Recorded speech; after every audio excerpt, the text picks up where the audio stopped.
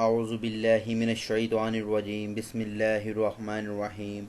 सबसे पहले मैं अपने तमाम व्यूअर्स को सलाम पेश करता हूँ। जी, आज हमारा class 10th chemistry chapter number 10 का जो टॉपिक कर रहे हैं हम 10.3.1 प्रिपरेशंस। अब देखना है कि प्रिपरेशंस किस चीज़ की कर रहे हैं। वो हम प्रिपरेशन जो करेंगे इसके अंदर वो साल्ट्स की है, यानी कि हम साल्ट्स की तैयारी को इसके अंदर देखेंगे। तो साल्ट्स की तैयारी से पहले मैं एक बात बताना चाहूँगा, जैसे कि हमने अपने प्रीवियस लेक्चर के अंदर देखा कि हमारे पास 4 किस्म के साल्ट्स होते हैं, जिसमें हमने क्लोराइड, नाइट्रेट, फास्फेट और कार्बोनेट देखे थे। ठीक हो गया। तो ये आप पीछे हम प्रीवियस लेक्चर के अंदर देख चुके हैं, मैं इसका लिंक डाल दूंगा, आप उसे वहाँ पे देख लीजिएगा।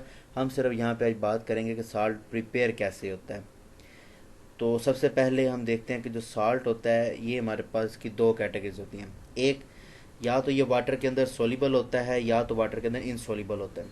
सोलिबल का मतलब होता है कि यानी कि वाटर के अंदर सॉल्ट डिज़ोल्व हो जाता है, और इनसोलिबल का मतलब होता है हमारे पास कि जो सॉल्ट है वो वाटर के अंदर डिज़ोल्व नहीं होता। ठीक है। साल्ट हमारे पास दो कैटेगरीज के हैं। वो साल्ट जो वाटर के अंदर डिज़ोल्व हो जाते हैं वो सोलिबल साल्ट कहलाते हैं। वो साल्ट जो वाटर के अंदर डिज़ोल्व नहीं होते वो इनसोलिबल साल्ट कहलाते हैं।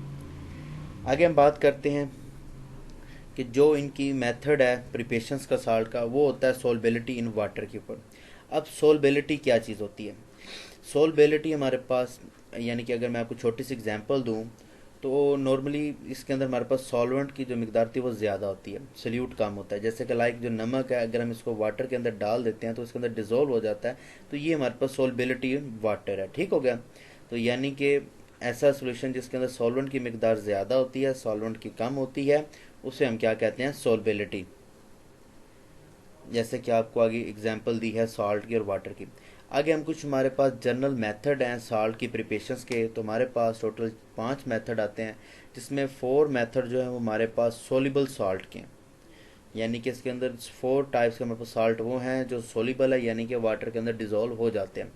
एक हमारे पास सिर्फ मेथड है जो कि इनसोलिबल सॉल्ट के अंदर आता है, यानी कि ये वाटर के अंदर डिज़ोल्व नहीं होता। इन की कैटेगरीज देखते हैं, जो प्रिपरेशन सोलिबल साल्ट है, और एक हमारे पास आती है preparation of the insoluble salt.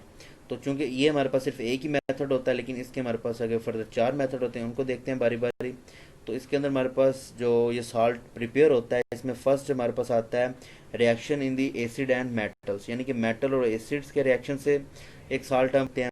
दूसरी बात, एसिड और बेस से हम साल्ट बना सकते हैं। थर्ड, एसिड और मेटालिक ऑक्साइड के रिएक्शन से साल्ट बना सकते हैं। फोर्थ, हम एसिड और कार्बोनेट के रिएक्शन से सॉल्ट बना सकते हैं। तो ये थे हमारे पास 4 मेथड। हम एक एक मेथड को बारी बारी देखते हैं और फिर लास्ट में हम इनसॉल्युबल देखेंगे। जी, सबसे पहला हमारे पास मेथड है reaction of an acid and metals. इसका हमारे पास सेकंड नेम भी आता है डायरेक्ट डिस्प्लेसमेंट मेथड। इसको डायरेक्ट डिस्प्लेसमेंट मेथड इसलिए कहते हैं कि जो हमारे पास मेटल होते हैं ये एसिड के अंदर मौजूद हाइड्रोजन को आयन के अंदर क्या करते हैं? कन्वर्ट करके उसकी जगह रिप्लेस हो जाते हैं। यानी कि हाइड्रोजन जो, जैसे एग्जांपल ले लेते हैं, ठीक है, जैसे कि आपको ये एग्जांपल नज़र आ रही है एसिड की HC2HCl प्लस Mg। अब इसमें HCl को क्या करता है? इसको तो पहले ब्रेक करवा के ये इसको आयन में कन्वर्ट करता है। आयन में कन्वर्ट करने के बाद ये खुद मैग्नीशियम इस क्लोरीन के साथ अटैच होकर मैग्नीशियम सॉल्ट बना देता है, हमारे पास मैग्नीशियम क्लोराइड के सॉल्ट बना देता है, और इसके नतीजे में हमारे पास हाइड्रोजन गैस बनती है जो कि एटमॉस्फेयर के अंदर खारिज हो जाती है। तो हम ये देखते हैं कि ये रिएक्शन होता किस तरह। सबसे पहले हम स्ट्रक्चर देखते हैं HCl का। ठीक है, क्योंकि हमारे पास 2 HCl मॉलिक्यूल्स मौजूद हैं, तो यानी कि ये मौजूद है। तो इनका जब रिएक्शन ब्रेक होता है, यानी कि ये जो हमारे पास कोवलेंट बॉन्ड बना हुआ है इनका, जो शेयरिंग की वजह से बना हुआ है, अब इसके ब्रेक होने की वजह से क्या होता है कि क्लोरीन अपना इलेक्ट्रॉन ले जाता है, हाइड्रोजन अपना इलेक्ट्रॉन ले जाता है। जैसे कि आपको इस डायग्राम के अंदर नजर आ रहा है, क्लोरीन के पास अपना इलेक्ट्रॉन्स आ गया, हाइड्रोजन के पास अपना इलेक्ट्रॉन्स आ गया। अब इसी तरह चूंकि हमारे पास 2 मॉलिक्यूल्स है, दूसरे मॉलिक्यूल के साथ भी यही रिएक्शन होता है। अब मैग्नीशियम के पास 2 प्लस आयन मौजूद होते हैं। अब ये 2 प्लस को क्या करता है? ये एक इलेक्ट्रॉन है वो इस क्लोरीन को प्रोवाइड कर देता है, और दूसरा अपना इलेक्ट्रॉन इस क्लोरीन को प्रोवाइड कर देता है। इस तरह जो मैग्नीशियम है वो दोनों क्लोरीन्स को अपना एक एक इलेक्ट्रॉन प्रोवाइड करने के नतीजे में हमारे पास जो साल्ट बना दें, मैग्नीशियम क्लोराइड साल्ट बना देता है, MgCl टू बनाता है। और जो हमारे पास यहाँ से जो हाइड्रोजन, एक यहाँ से हाइड्रोजन है और एक दूसरे मॉलिक्यूल से जो हाइड्रोजन है, वो दोनों आपस में कंबाइन होकर हमारे पास क्या बनाते हैं, हाइड्रोजन गैस बना देते हैं, जो कि हमारी वाटर के यानी कि एटमॉस्फेयर के अंदर क्या आती है, एग्जिट हो जाती है। तो ये था हमारे पास फर्स्ट मेथड, यानी कि जिसे हम एसिड और मेटल के रिएक्शन से क्या बनाते हैं, सॉल्ट बनाते हैं। आगे चलते हैं दूसरे मेथड की तरफ। जी, नेक्स्ट हमारे पास मेथड है एसिड एंड बेस। हमने अपने प्रीवियस लेक्चर के अंदर काफ़ी दफ़ा इसको एक्सप्लेन किया हुआ है। एसिड और बेस के जब भी आपस में रिएक्ट करते हैं तो इसके नतीजे में हमारे पास सॉल्ट और वाटर बनता है, और इस मेथड को हम न्यूट्रलाइजेशन मेथड का नाम भी देते हैं। जैसे कि अभी हम यही डिस्कस कर रहे थे कि बेस और एसिड जब भी आपस में रिएक्ट करते हैं तो उसके नतीजे में सॉल्ट और वाटर बनाते हैं। जैसे कि छोटी सी हमारा एग्जांपल है हाइड्रोक्लोरिक एसिड HCl की और सोडियम हाइड्रोक्साइड की। जब ये दोनों आपस में रिएक्ट करते हैं तो नतीजे में हमारे पास सॉल्ट सोडियम क्लोराइड बनाते हैं और वाटर बनाते हैं। याद हो हमने कुछ अपने लेक्चर्स के अंदर इस चीज़ को डिस्कस किया हुआ है कि जिस किस्म का हमारे पास एसिड की प्रॉपर्टी होगी उससे मिलते जुलते साल्ट बनाएंगे। जैसे कि ये क्लोरीन है तो क्लोरीन वाले साल्ट बनाएंगे, क्लोराइड वाले साल्ट बनाएंगे, ठीक है। अगर ये नाइट्रेट होता है तो नाइट्रेट वाले सल्फ यानी कि साल्ट बनाते हैं। क्योंकि अब ये क्लोरीन है तो क्लोराइड वाले साल्ट बनाएंगे। अब हम देखते हैं कि ये जो मैकेनिज्म है ये कैसे हो रहा है। जैसे कि हमारे पास एक रिएक्शन है, ठीक है। अब इसमें क्या होता है कि ये दोनों अपनी एसिडिटी और ये अपनी बेसिडिटी को क्या करते हैं, डिजोल्व करते हैं, इनके ख़त्म कर देते हैं। किस तरह ख़त्म करते हैं, इन दोनों के ऊपर होते हैं ions, hydrogen ion, sodium ion, इसी तरह क्लोरीन के ऊपर नेगेटिव आयन और हाइड्रोक्सल के ऊपर नेगेटिव। अब हाइड्रोजन का ये पॉजिटिव आयन इस हाइड्रोक्सल के नेगेटिव आयन से रिएक्ट करेगा, यानी कि ये इसकी डिमांड करेगा कि ये मुझे मिल जाए। इसके मिलने की वजह से नतीजे में हमारे पास क्या बनेगा, वाटर के मॉलिक्यूल्स बनेंगे, ठीक हो गया। और ये जो सोडियम है ये इस क्लोरीन वाले से क्या करेगा, डिमांड करेगा कि ये मुझे मिले, और इनके मिलने की वजह से क्या बनेगा, हमारे पास सोडियम क्लोराइड वाले सॉल्ट बनेंगे। तो इस तरह जब भी हमारे पास एसिड और बेस आपस में रिएक्ट करते हैं तो जो एसिड होता है इसकी एसिडिटी गायब हो जाती है, यानी कि न्यूट्रल हो जाती है, और इसी तरह जो बेस की बेसिडिटी है वो भी क्या हो जाती है, ख़त्म हो जाती है। तो इस तरह हमारे पास एक न्यूट्रल प्रोडक्ट बनती है जिसे हम सॉल्ट कहते हैं, और हमारे पास वाटर भी आता है, और ये दोनों हमारे पास पीएच में भी न्यूट्रल हैं, ठीक है। तो ये था हमारे पास सेकंड मेथड। जी, आगे हम बात करते हैं अपने थर्ड मेथड की। थर्ड मेथड है हमारे पास reaction of an acid and metallic oxide.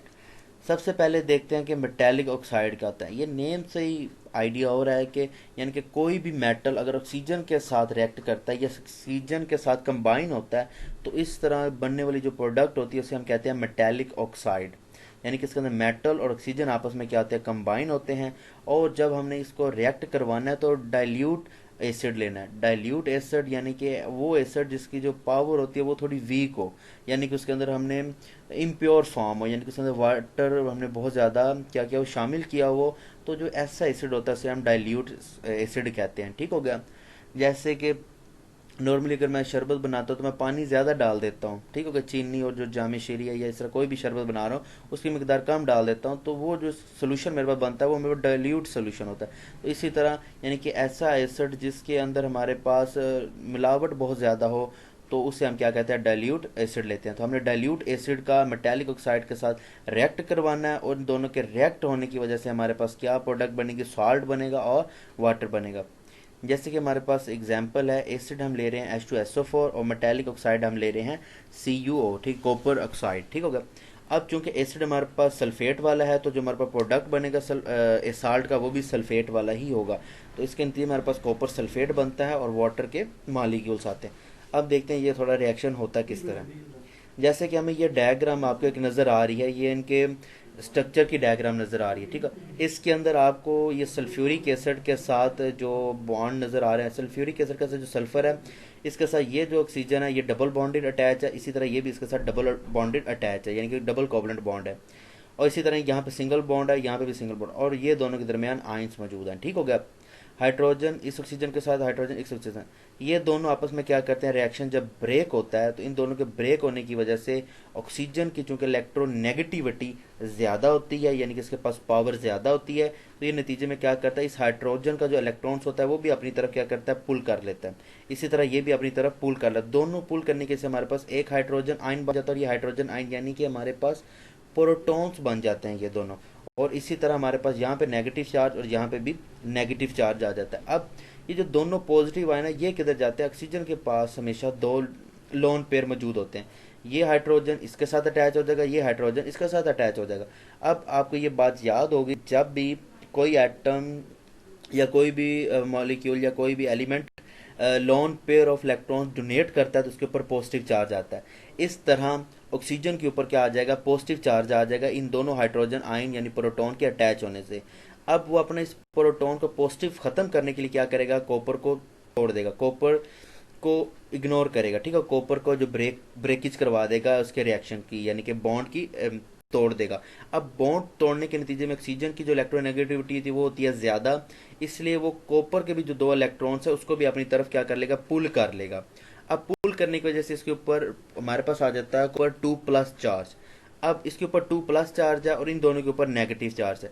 अब ये दोनों इसके साथ एक इलेक्ट्रॉन इसको शेयर कर देगा, एक इलेक्ट्रॉन इसको शेयर करके नतीजे में क्या बना देता है, कॉपर सल्फेट बना देता है। और बाकी जो हमारे पास हाइड्रोजन ऑक्सीजन रह जाते हैं वो हमारे पास न्यूट्रल होकर वाटर के मॉलिक्यूल्स बना देते हैं, ठीक है। तो ये इस तरह हमारे पास रिएक्शन क्या होता है, परफॉर्म होता है। जी, आगे हमारे पास लास्ट रिएक्शन है सॉल्युबल्स का, यानी कि जो वाटर के अंदर डिजोल्व हो जाते हैं, तो उसके अंदर हमारे पास आ रहा है एसिड एंड कार्बोनेट्स। कार्बोनेट्स हमने पहले भी डिस्कस किया हुआ। कार्बोनेट हमारे पास वो होता है जिधर CO3 आपको नज़र आ जाता है, वो हमारे पास कार्बोनेट होता है। अब इसको भी हम डाइल्यूट एसिड के साथ ही रिएक्ट करवाते हैं, ठीक हो गया। और नतीजे में हमारे पास तीन चीज़ें बनती हैं, एक salt, water and carbon dioxide gas बनती है, ठीक हो गया। जैसे एक छोटी सी एग्जांपल लेते हैं हम, जैसे हमारे पास नाइट्रिक एसिड 2HNO3 और हमारे पास Na2CO3 हमारे पास सोडियम कार्बोनेट मौजूद है, ठीक हो गया। अब क्योंकि हमारे पास एसिड के अंदर नाइट्रेट की प्रॉपर्टी मौजूद है तो साल्ट बनेगा वो भी हमारे पास नाइट्रेट बनेगा यानी कि सोडियम नाइट्रेट, ठीक हो गया। यहाँ पे हमारे पास 2 भी है, ये 2 मॉलिक्यूल्स बनाता है, ठीक हो गया। अब वाटर है और कार्बन डाइऑक्साइड। अब हम देखते हैं कि ये जो रिएक्शन है ये किस तरह होता है। सबसे पहले हम देखते हैं सोडियम कार्बोनेट का स्ट्रक्चर। जैसे कि आपको ये नज़र आ रहा है, इस कार्बन ने इस ऑक्सीजन के साथ डबल बॉन्डेड यानी कि डबल कोवलेंट बॉन्ड बनाया, इसी तरह यहाँ पे 1 और यहाँ पे भी 1। इसी तरह इस सोडियम ने इस हाइड्रो ऑक्सीजन के साथ और इस सोडियम ने इस ऑक्सीजन के साथ आयनिक बॉन्ड बनाया हुआ है, ठीक होगा। इसलिए आपको यहाँ पे पॉजिटिव नेगेटिव आयन शो कर रहे हैं, अदरवाइज ये एक लाइन से भी शो किए जा सकते हैं। फिर हमारे पास आता है HNO3 का स्ट्रक्चर। इसके अंदर नाइट्रोजन ने ऑक्सीजन के साथ डबल बॉन्डेड, यहाँ पे भी डबल बॉन्डेड और यहाँ पे सिंगल बॉन्ड बनाया होता है। इसी तरह यहाँ पे वाटर यानी कि हाइड्रोजन के साथ भी एक बॉन्ड बनाया। क्योंकि हमारे पास दो मॉलिक्यूल्स हैं HNO3 के, तो हमारे पास दूसरा मॉलिक्यूल भी हम साथ ले लेते हैं, जैसे कि आपकी अब ये रिएक्शन कैसे होता है कि ये जो नाइट्रेट के अंदर मौजूद ये जो बॉन्ड है ये क्या होता है, यहाँ से ब्रेक होता है। ब्रेक होने की वजह से क्या होता है, हाइड्रोजन के ऊपर जो इलेक्ट्रोनेगेटिविटी ज़्यादा होती है और वो हाइड्रोजन का इलेक्ट्रॉन भी अपनी तरफ खींच लेता है और इस तरह ऑक्सीजन के ऊपर नेगेटिव चार्ज आ जाता है और हाइड्रोजन चूंकि प्रोटॉन ही बन जाता है उसके ऊपर पॉजिटिव चार्ज आता है। अब ये हाइड्रोजन क्या करेगा, ये हाइड्रोजन यहाँ से जाएगा हमारे पास इस लोन पेयर के पास। ये जैसे इस लोन पेयर के पास जाएगा और जो भी अभी हम डिस्कस कर रहे थे कि जो भी एटम या मॉलिक्यूल इलेक्ट्रॉन्स जो लोन पेयर होता है अगर यानी कि पेयर ऑफ इलेक्ट्रॉन डोनेट करता है उसके ऊपर पॉजिटिव चार्ज आ जाता है। अब ये डोनेट होने की वजह से इसके ऊपर कौन सा चार्ज आ गया, ऑक्सीजन के ऊपर पॉजिटिव चार्ज आ गया, ठीक हो गया। अब इसने अपना ये पॉजिटिव चार्ज को ख़त्म करने के लिए क्या किया, उसने सोडियम के साथ क्या किया, अपना रिएक्शन यानी कि जो बॉन्ड है उसको ब्रेक कर दिया। ब्रेक करने की वजह से चूंकि इसकी इलेक्ट्रोनेगेटिविटी सोडियम से ज़्यादा होती है तो इसके हाइड्रोजन को यानी कि जो इसके इलेक्ट्रॉन्स है उसको अपनी तरफ पुल कर लेगा और नतीजे में हमारे पास सोडियम पॉजिटिव आयन आ जाएगा और ये खुद स्टेबल हो जाएगा, ठीक है। अब ये सोडियम आयन मौजूद इस जो आपको ऑक्सीजन नज़र आ रही है नेगेटिव वाली, इसके साथ ये पॉजिटिव नेगेटिव आयन कंबाइन होकर हमारे पास क्या बना देंगे, सोडियम नाइट्रेट का एक मॉलिक्यूल NaNO3 का एक मॉलिक्यूल बना देते हैं, ठीक हो गया। अब एक मॉलिक्यूल बन गया, अब दूसरा मॉलिक्यूल कैसे बनता है वो भी देखते हैं और साथ वाटर और कार्बन डाइऑक्साइड कैसे बनती है वो भी देखते हैं। अब जो हमारे पास ये दूसरा नाइट्रेट यानी कि नाइट्रिक एसिड का जो मॉलिक्यूल है इसमें क्या होगा, सेम वैसे ही हाइड्रोजन ऑक्सीजन को यहाँ पे क्या करेगा, आपस में रिएक्ट यानी कि उसका बॉन्ड क्या करेगा, ब्रेक करेगा। ब्रेक करने की वजह से वही सेम ऑक्सीजन के ऊपर नेगेटिव चार्ज और हाइड्रोजन के ऊपर पॉजिटिव चार्ज है। अब ये जो हाइड्रोजन ये दोबारा इस इलेक्ट्रॉन यानी कि ऑक्सीजन के जो दूसरा लोन पेयर मौजूद है उसके साथ क्या करेगा, अटैच हो जाएगा। अब अटैच होने के जिसके ऊपर फिर कौन सा चार्ज आ गया, पॉजिटिव चार्ज आ गया। अब इसने अपने पॉजिटिव चार्ज को रिमूव करने के लिए कार्बन के साथ जो उसका बॉन्ड बना है उसको क्या करेगा, रिमूव करेगा। उसको रिमूव करते ही कार्बन के ऊपर जो कि इसकी इलेक्ट्रोनेगेटिविटी ज़्यादा होती है तो कार्बन के भी इलेक्ट्रॉन्स को अपनी तरफ खींच लेगा, इसके ऊपर पॉजिटिव चार्ज आ जाएगा और ये खुद क्या होगा, स्टेबल होकर वाटर का मालिक्यूल बना लेता है। ठीक है, H2O हमारे पास वाटर का मालिक्यूल बन गया। ठीक है, जैसे कि रिएक्शन के अंदर हमारे पास वाटर का एक मालिक्यूल आ गया। अब अब इसने ये अपना पॉजिटिव ख़त्म करने के लिए क्या करता है, जो ऑक्सीजन है ये इस सोडियम को से क्या करता है, ब्रेकेज करवाता है। ब्रेक होने की वजह से क्या आता है, इसके ऊपर नेगेटिव चार्ज और इसके ऊपर पॉजिटिव चार्ज, इस तरह ये पॉजिटिव नेगेटिव दोनों आपस में रिएक्ट करके अपना जो असर होता है आयंस का वो ख़त्म करके क्या बना देता है हमारे पास, कार्बन डाइऑक्साइड बना देता है। और ये सोडियम पॉजिटिव आयन है ये दोबारा इस ऑक्सीजन के साथ जाकर रिएक्ट करेगा, फिर जब हमारे पास दूसरा सोडियम नाइट्रेट का मॉलिक्यूल बनाएंगे। इस तरह हमारे पास दो सोडियम नाइट्रेट के मॉलिक्यूल बन गए, एक वाटर का मॉलिक्यूल बन गया और एक हमारे पास कार्बन डाइऑक्साइड का मॉलिक्यूल क्या हो गया, बन गया। तो इस तरह ये हमारे पास रिएक्शन क्या होते हैं, परफॉर्म होते हैं। आगे हम बात करते हैं हमारे पास जो लास्ट मेथड है जी, लास्ट मेथड हमारे पास प्रिपरेशन ऑफ इनसॉल्युबल साल्ट। याद रखिएगा कि ये जो हमारे पास प्रिपरेशन है साल्ट की, ये हम ज़्यादातर लेबॉर्ट्री के अंदर करते हैं। ठीक हो गया, लेबॉर्ट्री में क्या होता है कि हम दो किस्म के यानी कि सॉल्यूशंस लेते हैं, उनको हम मिक्सअप कर देते हैं, मिक्स करने की वजह से क्या होता है, उनके अंदर से आयनिक रेडिकल्स जनरेट होता है, एक्सचेंज हो जाता है, यानी कि वो आयंस में क्या होता है, कन्वर्ट हो जाता है। अब आयन में कन्वर्ट होने की वजह से क्या होता है, जो हमारे पास जो मेटालिक एक्साइड होते रेडिकल्स होते हैं वो एक्सचेंज कर लेते हैं एसिडिक रेडिकल्स के साथ। अभी रिएक्शन के अंदर देखते हैं, जैसे कि ये रिएक्शन है। ठीक है, अब जैसे कि हमारे पास सिल्वर नाइट्रेट था और सोडियम क्लोराइड था, ये दोनों ही साल्ट हैं। इन दोनों सोल्यूशन को हमने मिक्स किया, मिक्स करने के नीचे में क्या होगा, ये भी पॉजिटिव आयन, ये नेगेटिव आयन, ये पॉजिटिव ये नेगेटिव आयन। अब जो इसका पॉजिटिव है उस नेगेटिव की डिमांड करेगा, यानी कि ये जो पॉजिटिव है ये इस क्लोरीन के नेगेटिव की डिमांड करेगा, और इसी तरह जो सोडियम है ये इसकी डिमांड करेगा। तो इस तरह हमारे पास ये दो डिफरेंट सॉल्ट क्रिएट हो गए, सिल्वर क्लोराइड और सोडियम क्लोराइड। अब इन दोनों में से एक जो सोल्यूशन होगा हमारे पास, वो हमारे पास नीचे यानी कि जिस बेकर के अंदर या जिस अपरेटस के अंदर परफॉर्म कर रहे हैं उसकी तह के नीचे क्या हो जाएगा, बैठ जाएगा। ठीक है, तो वो जो बैठा हुआ हमारे पास साल्ट होगा वो हमारे पास कौन सा होगा, इनसॉल्युबल साल्ट होगा, और जो सोल्युबल साल्ट वाटर के अंदर डिजोल्व हो जाएगा। तो इस तरह इस प्रोसीजर को हम प्रैक्टिकली परफॉर्म करते हैं, इससे हमें आइडिया हो जाता है कि कौन सा साल्ट हमारे पास इनसॉल्युबल और कौन सा साल्ट हमारे पास सोल्यूबल सॉल्ट है। ठीक है, इसी तरह हमारे पास दूसरी एग्जांपल है, सेम इसमें भी यही होता है, ये पॉजिटिव आयन ये नेगेटिव आयन, ये पॉजिटिव और नेगेटिव आयन में कन्वर्ट हो जाता है। कन्वर्ट होते ही ये पॉजिटिव आयन सल्फेट की यानी कि डिमांड करेगा, और ये जो कॉपर पॉजिटिव है ये कार्बोनेट के क्या करेगा, डिमांड करेगा। इसके नतीजे में हमारे पास कॉपर कार्बोनेट और हमारे पास सोडियम सल्फेट दो साल्ट बनेंगे। इनमें से एक साल्ट जो होगा हमारे पास वो वाटर के अंदर डिजोल्व हो जाएगा, जबकि दूसरा जो साल्ट है वो सरफेस की जगह तह के नीचे जाके बैठ जाएगा। तो इस तरह हम साल्ट की प्रिपरेशंस करते हैं, यानी कि 4 मेथड हमारे पास वो मेथड थे जिसके अंदर जो साल्ट है वो वाटर के अंदर डिजोल्व हो जाता है, और ये लास्ट मेथड के अंदर जो हमारा प्रैक्टिकली एक मेथड है जिसके अंदर एक साल्ट डिजोल्व नहीं होता। तो ये था आज का हमारा लेक्चर जिसके अंदर हमने देखा कि प्रिपरेशन ऑफ द, उम्मीद करता हूँ आपको ये अंडरस्टैंड हो गया होगा। अगर फिर भी आपको कोई पॉइंट या कोई भी बात समझ नहीं आए तो आप कमेंट करें, इंशाल्लाह बहुत जल्द उसका आंसर आपको मिल जाएगा। बहुत शुक्रिया।